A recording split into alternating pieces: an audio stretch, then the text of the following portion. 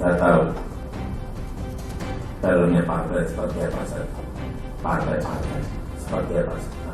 Ingin mereka menuju rumah saya juga. Apakah Bapak petugas rakyat atau petugas partai? Novel, kamu mengikuti saya selama 10 tahun jadi gubernur? Mengikuti. Oke, saya petugas siapa?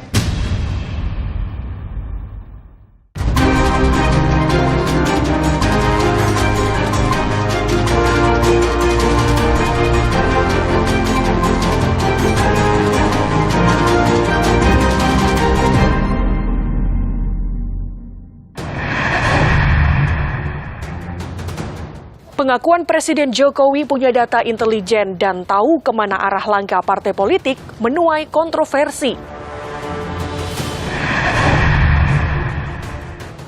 Kebakaran menghanguskan sebagian gedung Museum Nasional. Budayawan menilai lemahnya pengamanan museum menjaga aset bangsa.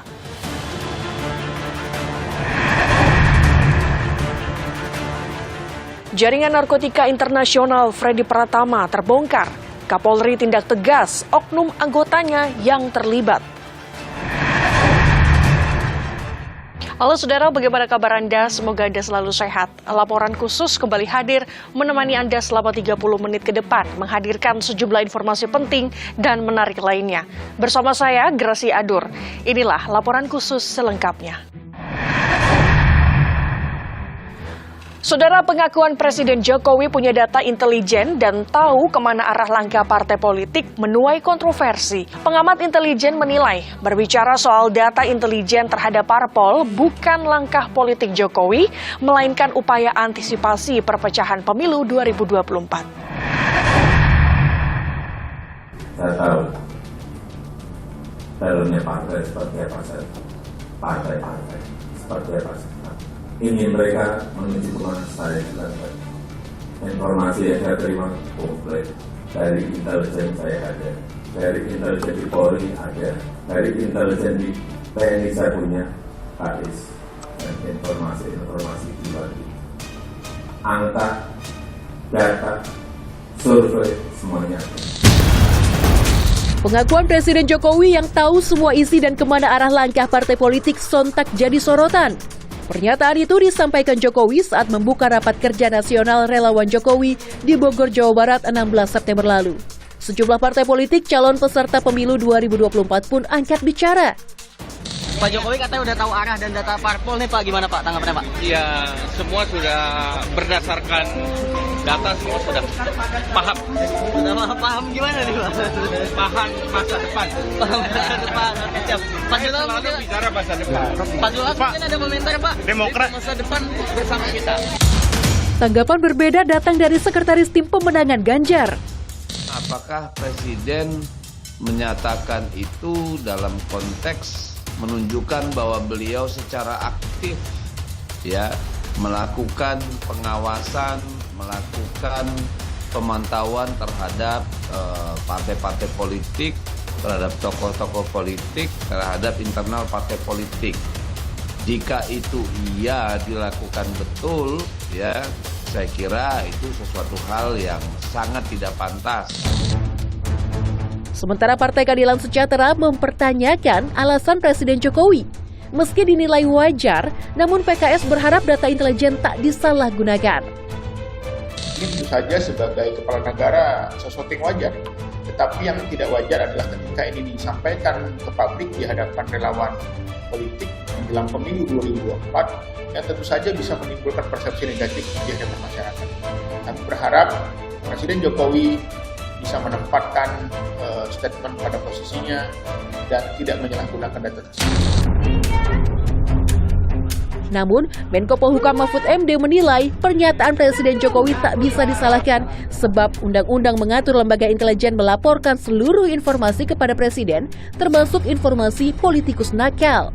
Ini Presiden pasti punya intelijen, siapa politikus yang nakal, siapa politikus yang benar, siapa yang punya kerja gelap, siapa punya kerja terang, itu punya Presiden.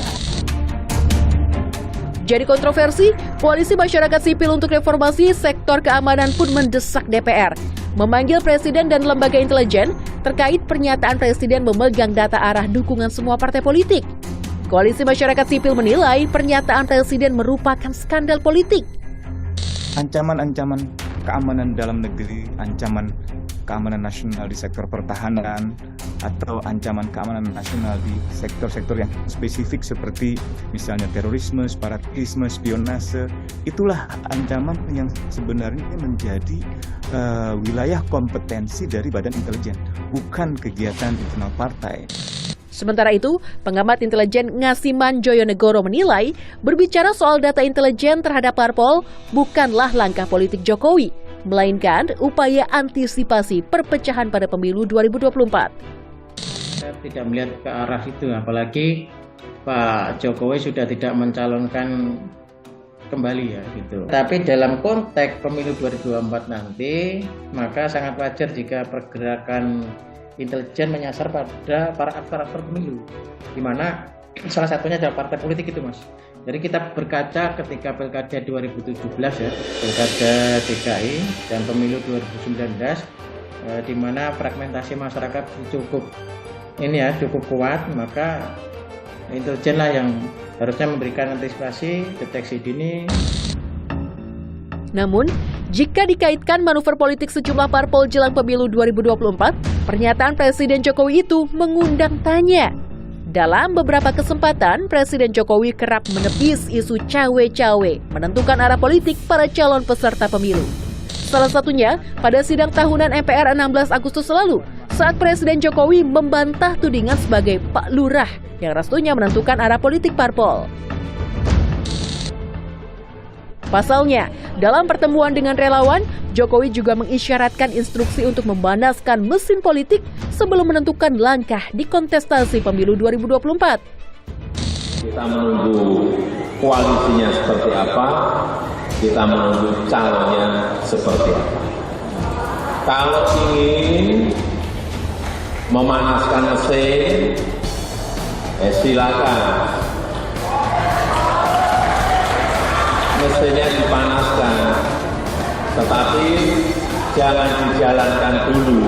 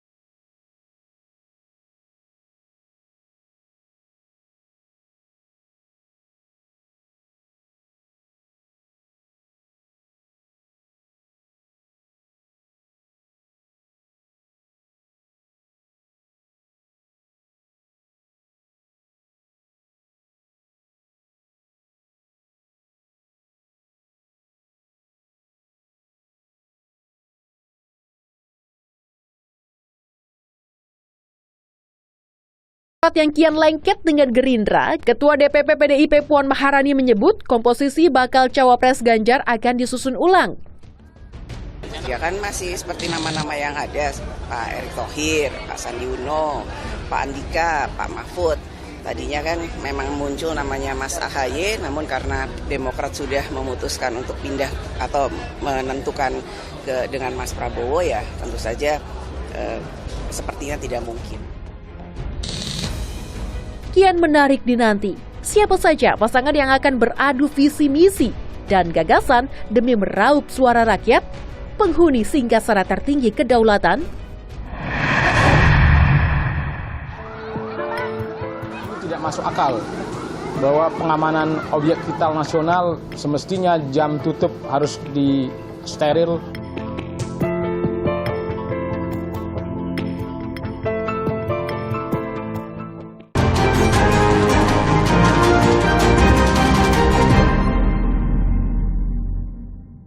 Saudara, kebakaran menghanguskan sebagian gedung A Prasejarah Museum Nasional Jakarta.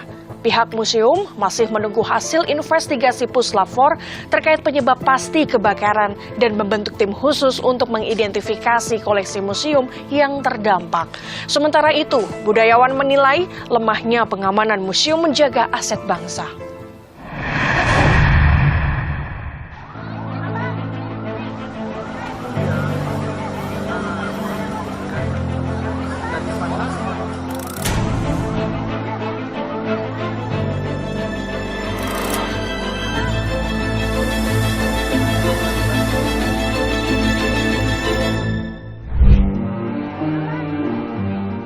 Kebakaran menghanguskan sebagian gedung A Prasejarah Museum Nasional atau yang dikenal Museum Gajah di kawasan Jalan Merdeka Barat, Jakarta Pusat, Sabtu 16 September. Menteri Pendidikan Kebudayaan, Riset dan Teknologi Nadiem Makarim meninjau langsung lokasi kebakaran dan meminta Polri menyelidiki penyebab kebakaran. Merupakan hal yang sangat menyedihkan buat kami bahwa ini bisa terjadi. Tentunya tadi kami juga berbicara dengan aparat kepolisian untuk segera melakukan investigasi mengenai apa alasan dan penyebab kebakaran tersebut. Dikutip dari Kompas.id, Perwira Pikat Penanggulangan Kebakaran dan Penyelamatan Jakarta Pusat Marwoto menyebut, api berasal dari bedeng di lantai dasar gedung A yang menyimpan material mudah terbakar untuk renovasi museum. Namun, pihak museum menyatakan masih menunggu hasil investigasi Puslap 4 terkait penyebab pasti kebakaran. Pihak museum pun membentuk tim khusus untuk mengidentifikasi koleksi museum yang terdampak dan mendata koleksi yang berhasil diamankan. Membentuk tim untuk identifikasi yang koleksi yang sedang terdampak. Jadi itu ada 6 ruangan yang kemungkinan ada di prasejarah, tapi itu sebagian itu adalah replika itu yang sedang diidentifikasi, bukan benda aslinya, tiruan dari aslinya. Yang bendanya sendiri mungkin belum tentu ada di Museum Nasional, karena itu mungkin penting gitu dan sebagainya. Kebakaran Museum Nasional terjadi Sabtu 16 September 2023 pukul 20 waktu Indonesia Barat dari area belakang museum. Api dengan cepat merambat hingga sebagian atap dan tembok ambruk. Api baru berhasil dipadamkan seluruhnya pukul 22.40 waktu Indonesia Barat dengan mengerahkan 46 petugas dan 14 unit pemadam kebakaran.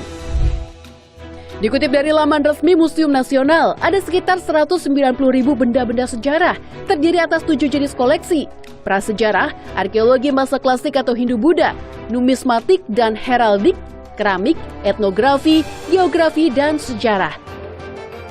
Kompleks Museum Nasional dibangun di atas tanah seluas 26.500 meter persegi. Gedung A yang terbakar sebelumnya digunakan untuk ruang pamer dan wahana imersiva atau ruang imajinasi sejarah yang memanfaatkan teknologi. Sementara Gedung B yang dikenal dengan Gedung Arca digunakan untuk pameran kantor, ruang konferensi, laboratorium, area komersial, dan perpustakaan.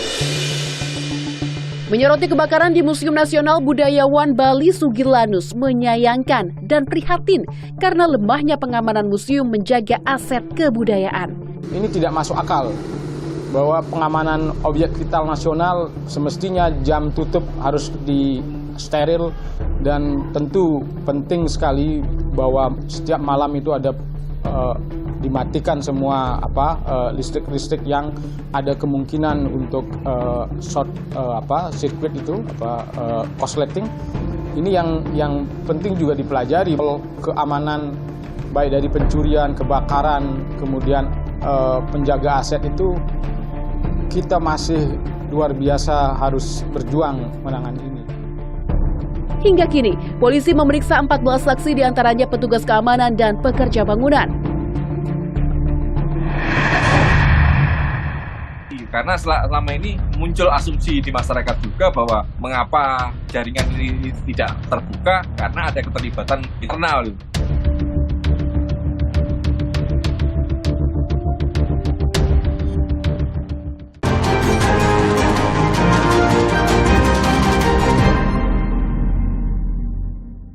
Jaringan narkotika internasional Freddy Pratama terbongkar. Pasca Polri menerima ratusan laporan dan menggali keterangan tersangka yang diduga bagian dari sindikat Freddy Pratama. Ironis, ex-Kasat Narkoba Polres Lampung Selatan, AKP Andri, turut jadi kaki tangan sindikat narkoba Freddy Pratama yang disebut sebagai kurir spesial. Kapolri akan tindak tegas oknum anggotanya yang terlibat jaringan narkoba.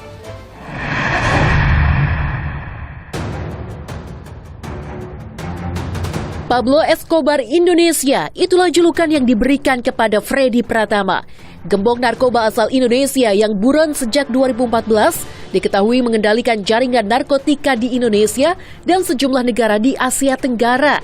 Pengaruhnya begitu besar hingga disamakan dengan gembong narkoba legendaris asal Kolombia, Pablo Escobar.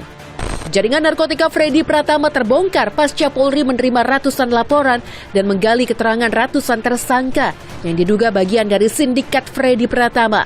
Dan yang bersangkutan ini mengendalikan peredaran narkoba di Indonesia dari Thailand. Dan daerah operasinya termasuk di Indonesia dan juga di daerah Malaysia Timur. Ada yang bertanggung jawab untuk bikin identitas palsu. Ada yang memang khusus hanya untuk mengambil uang. Jadi agak susah. Termasuk tadi aplikasi yang digunakan, memang diatur dari sana. Jangan gunakan aplikasi percakapan yang biasa digunakan oleh masyarakat umum.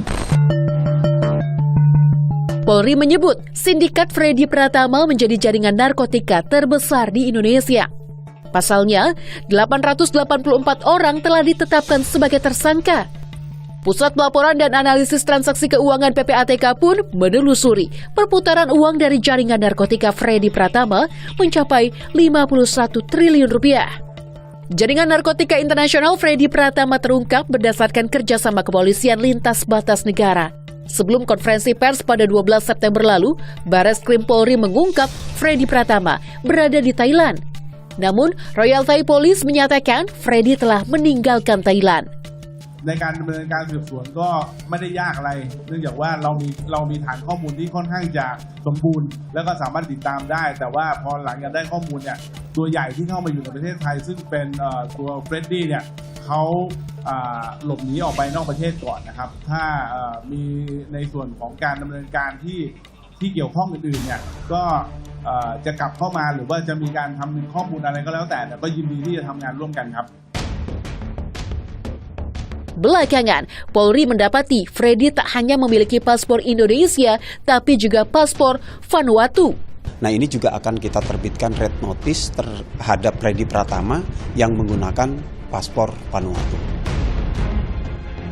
Freddy Pratama, pria 38 tahun asal Banjarmasin, Kalimantan Selatan, diketahui juga memiliki aset fantastis 10,5 triliun rupiah. PPATK telah memblokir 606 rekening dan 2 perusahaan aset yang diduga terafiliasi dengan jaringan narkoba Freddy Pratama. Dalam mengedarkan narkoba skala internasional, Freddy Pratama dibantu ratusan kaki tangan. Salah satunya berinisial KIF yang ditangkap di Johor Bahru, Malaysia. KIF bertugas mengendalikan jaringan narkoba Freddy Pratama di wilayah barat, mulai dari Aceh, Jawa, hingga Sulawesi. Sementara WJ, kaki tangan Freddy lainnya, bertugas di wilayah timur yang mencakup Kalimantan dan Sulawesi. KIF mengungkap Freddy mampu menyelundupkan narkoba seberat 100 hingga 500 kg per bulan dengan modus menyamarkan dalam kemasan teh.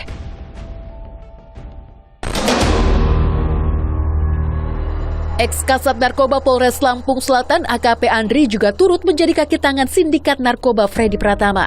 AKP Andri disebut sebagai kurir spesial yang mengantarkan narkoba dari bandar untuk dijual ke dalam tahanan Nusa Kambangan. Pengamat kepolisian dari Institute for Security and Strategic Studies Bambang Rukminto menilai upaya Polri mengungkap jaringan narkotika sekaligus menangkap Freddy Pratama menjadi momentum emas bersih-bersih Korps Bayangkara.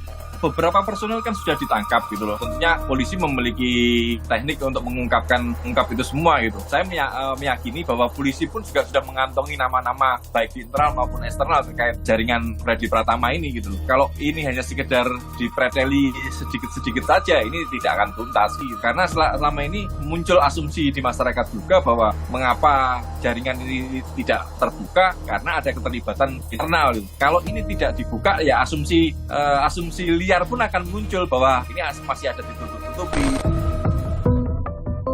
Presiden Joko Widodo kembali mengingatkan sanksi tegas terhadap penyalahgunaan narkoba. Karena kita tahu juga banyak oknum aparat penegak hukum kita yang terlibat di dalamnya. Ini menjadi catatan dan tindakan tegas harus diberikan kepada mereka. Kapolri Jenderal Listio Sigit Prabowo pun menyatakan komitmennya. Tentunya kita akan melakukan tindakan tegas mulai dari proses pidana, kalau dia masih menjadi polisi ya kita proses etik dengan risiko kejadian. Akankah perburuan Pablo Escobar Indonesia Freddy Pratama segera berakhir? Saudara, informasi tadi sekaligus menutup perjumpaan kita. Tetap pantau terus informasi pemilu 2024 hanya di Kompas TV Independen Terpercaya. Saya Gracia Adur, pamit undur diri. Sampai jumpa.